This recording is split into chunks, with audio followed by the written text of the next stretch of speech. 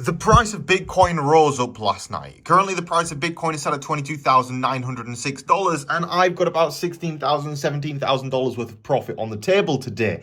In today's video, I'm going to show you with my current open trades. I'm going to show you what I'm doing with those trades. I'm going to show you what I intend to do with those trades going forward. And at the same time as that, we're going to be discussing the price of TAP today, how that is getting along, what we're expecting from TAP towards the latter end of this week, of which there will be good news coming. And at the same time as all this, we're discussing Bitcoin, Ethereum, and lots of other things. So if you wouldn't mind, please do drop a like on today's video. We're trying to get 800 likes on this video, so just drop a like on it. I'd really appreciate that. And don't forget to subscribe. We're trying to hit 100,000 subscribers on this channel this year. Currently got 15,259. So if you are new, please consider subscribing. I'd really appreciate that. You don't want to miss any of the things that we've got to come. But anyway, currently the price of Bitcoin, $22,907. What are my current open trades doing? Well, if I open up BYBIT right here, I'm able to show you. So the Ethereum trade that I opened last night on the live stream, I took $1,100 worth of profit off that, and currently it's at about $3,000 in a profit. We have the other Ethereum trade, which is pretty much cancelled out by this one that I opened the other day.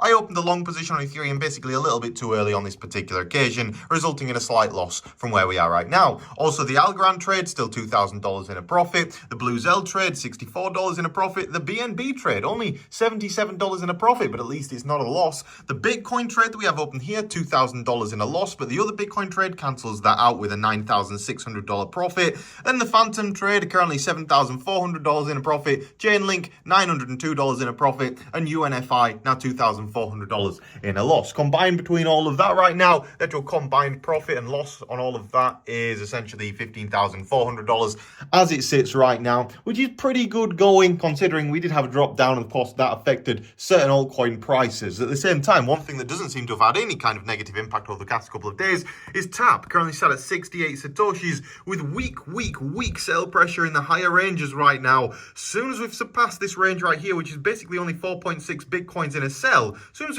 somebody's bought 4.6 bitcoins worth of TAP, it'll shoot through all of this, especially given what is going to happen for TAP towards the latter end of this week. I think big things are coming in terms of community growth, user growth on the application, all that good things. Now, the other thing that I want to point out in today's video is, of course, the price of Bitcoin. What is Bitcoin's price currently doing? Well, as I explained in yesterday's video, look, we tapped the bottom of the VWAP so hard we deserve to go to prison at that point in time, because that's a big old slap, is that. At the point where we tapped the VWAP so hard, it was I just couldn't resist but open another long position to kind of cancel out any potential losses that we would get on the bounce, and that's exactly what I did, and that's exactly what's happened right now. Currently, the price of Bitcoin is set at $22,907, but what are we expecting from here? Well, we have a narrowed VWAP range right now, and a very clear level of resistance has formed on the chart. Currently set at $23,000. We have this massive volume spike. If we surpass $23,000, we actually break back into this bullish territory, and at that point in time, you would expect the price of Bitcoin to continue rallying significantly to the upside. However, if we look at it on a slightly higher time frame to give it some more perspective, and zoom in on the chart right here and kind of expand the range and drop it down and just do some fancy stuff in order to make it so we can actually see what we're meant to be seeing. You can see that we had a slight volume drop off after yesterday, but at the same time, I'd expect that volume to come back today. This is not a bearish formation. At the point where we break below this lower level of support right here at $22,200, that is, $22,200, yes, we're bearish. We'll drop that down to this next level of support because we've got this massive gap in liquidity.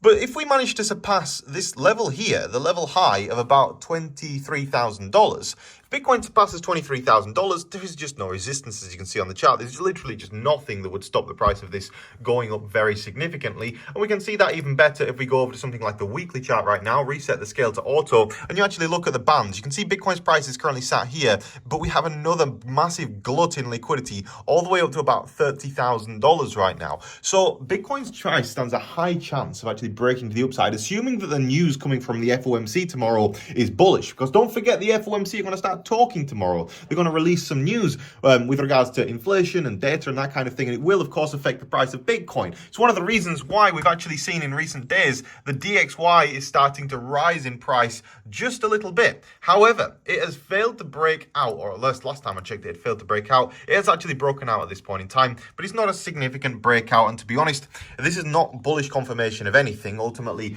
that will all come down to what is currently going on with the news that comes out tomorrow from the FOMC. That will have an effect on the price of Bitcoin. It is inevitable. We can see that currently on the stock market, the S&P 500 so far today is down a further 1%. It's dropped down from its breakout level here. But again, this is not a particularly bearish thing. Well, we've broken a very long-term level of resistance. We're coming down. Actually, I've plotted this line slightly incorrectly. So if I plot it correctly, then essentially we're having a bullish retest. So assuming that the news tomorrow is bullish, we would expect further bullish impact on Bitcoin's price. And of course, $28,000 becomes not that far away at that point in time. $25,000 on Bitcoin, by the way. If we break through that, then that kind of pretty much confirms that we are going to the moon at that point in time. On the current price of Ethereum, something interesting is happening. Basically, Ethereum is testing this level of resistance that you see in the middle right here.